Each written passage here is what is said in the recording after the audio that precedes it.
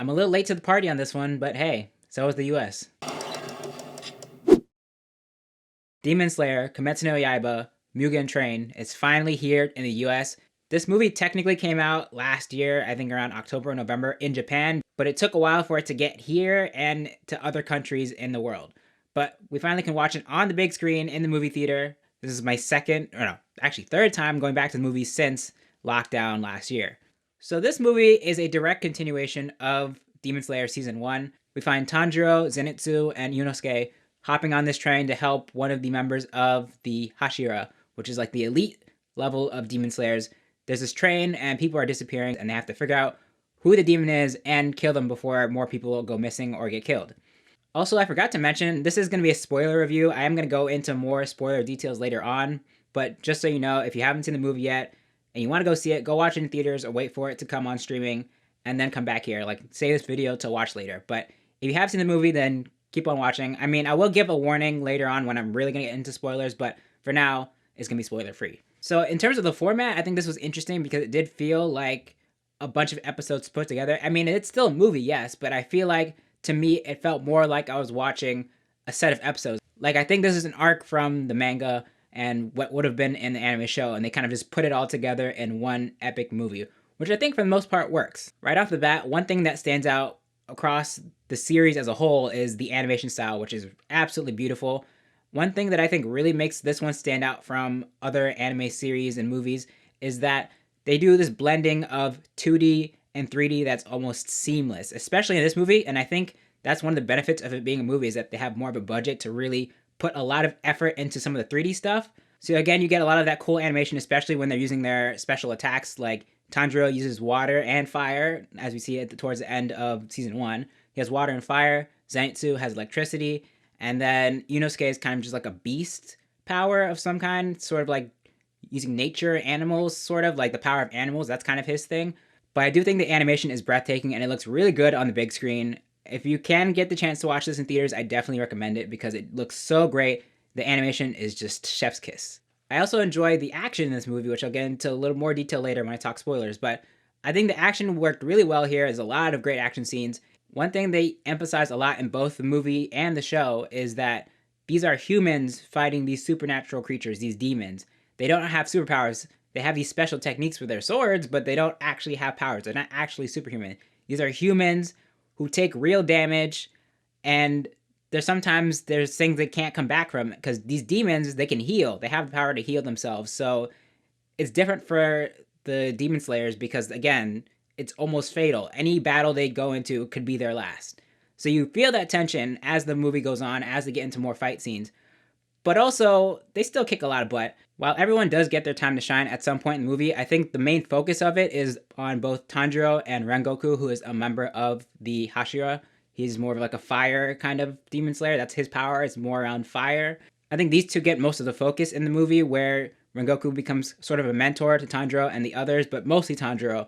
Their relationship is explored a lot in this movie, but also you get more of their backstory. We do already understand Tanjiro's backstory, which was his family was murdered when he went off to do something, and he came back, they're all dead, and a demon did it. We know that part, but they explore that a little more. And then we get some more backstory for Rengoku, who we don't really know much about. I mean, if you read the manga, you probably already know about him, but going into the movie, you don't know that much about him because you only see him in the last few episodes of season 1 when Tanjiro meets all of the Hashira. But in this movie, you get a little more of his backstory, a little more of his motivation, so you understand who he is a little more and you care more about who he is and how he fits into this world.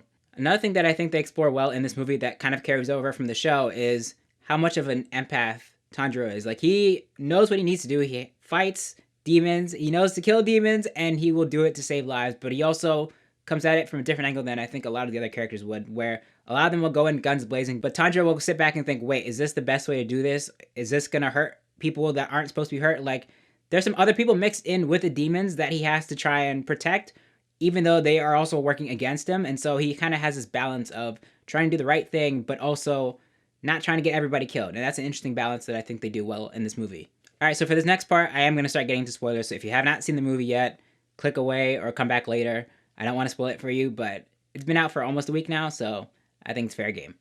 All right, so the one thing that I think this movie could have done better is the pacing. Again, it feels like a bunch of episodes, a whole arc in one movie, and that's good. but some parts I think dragged and could have been cut down. For example, the section in the middle where the gang is trapped in this nightmare dream sequence from the demon, right? So again, you get a lot of backstory with Tanjiro and Rengoku, but then I think it sometimes goes a little too long because you see in Tanjiro's dream, he's living with his family again. They're all alive, and he's just living a normal life as if he was never a demon slayer. But of course, that's not real. And then Rengoku is kind of having flashbacks of his childhood, how his dad didn't really accept him as demon slayer, how his mom kind of was encouraging him when he was even younger. You get a little bit of that, and then there's some comedy moments with Inosuke and Zenitsu, who again are hilarious. But I do think some of that stuff could have been cut down a little bit just to make up for time. Now, the part where I think it really picks up again is when they get to the plot twist that the demon has actually taken over the train and basically become the train. And so now they have to fight the train while trying to save the people on the train and also find where his actual head is hiding on the train. Like, that stuff was really interesting. And that's where I think it really started to pick up, and we get some really great action between Tanjiro and this demon who's trying to put him back to sleep. And before this fight, Tanjiro realized that he can get out of the dream by basically committing suicide in the dream, which is pretty crazy. But he basically has to keep doing that to escape the dream. So as the demon keeps trying to put him to sleep, he wakes back up because, again, in the dream, he's just slicing his neck, which is pretty crazy. And it also got to a point where they kept doing it, and Tanjiro almost sliced his neck in real life. That was crazy, and Inosuke stopped him in time. But I think that was a really cool element to this, and it added a lot more suspense and tension to it because, again, you don't know what's the dream and what's real. Another thing I like in terms of the action is when Zenitsu kind of is in that trance where he's not the scaredy cat and he just becomes really serious and he's lightning fast, like literally. And so when Nezuko's in trouble, he like wakes up but not really wakes up. And you see him zoom through the train and like slice up everything. And I love that stuff. I also think that Nezuko could have been in it a little bit more. She has like one appearance towards the middle and then she starts helping with the fight, which is really cool. But then after a while, she's like not there anymore. And then there's a part towards the end where like the sun is coming up and I'm like, okay, well, who's helping her? And then they show Zenitsu's helping her. But I was like, okay, wait, where'd she go? So at that point then, after the train is defeated, the train demon is defeated, then this other demon shows up when it seemed like the movie was ending. And then there's like, it feels like it was almost 30 minutes more of fighting. And this was pretty intense. Like the battle between Rengoku and this high level demon was pretty intense. And of course, it leads to Rengoku's death, which I'll admit was spoiled for me on Twitter. Thanks, random user. Even knowing that sort of happens going into it, I think it still hit because for a moment I thought, oh, maybe they're not actually going to do it because the way it was staged was so well done. But when it did actually happen, I think it did hit. And seeing the other characters' reaction to Rengoku's death was something that I think still hit in the feels. I mean, there's a lot of moments in this movie that hit in the feels, especially like when Tanjiro is leaving his family in the dream and his little brother is like, no, come back, where are you going? The verdict. I think Demon Slayer, Kimetsu no Yaiba, Mugen Train is a great time. Again, since I saw this movie after the hype train already departed the station, I sort of had higher hopes, and so I wasn't absolutely blown away except by the animation. The animation was absolutely great. I think the pacing could have been better. It did drag a little bit, but I think the story is really good, and it leaves us in a very interesting place for season 2. So if you plan on continuing Demon Slayer the series, you definitely have to watch this movie because so much crazy stuff happens, and it does leave the characters in a very specific place for the next season and whatever is coming up next. So, what did you think of Demon Slayer? Let me know down in the comments. Thanks for watching. I will see you in the next one.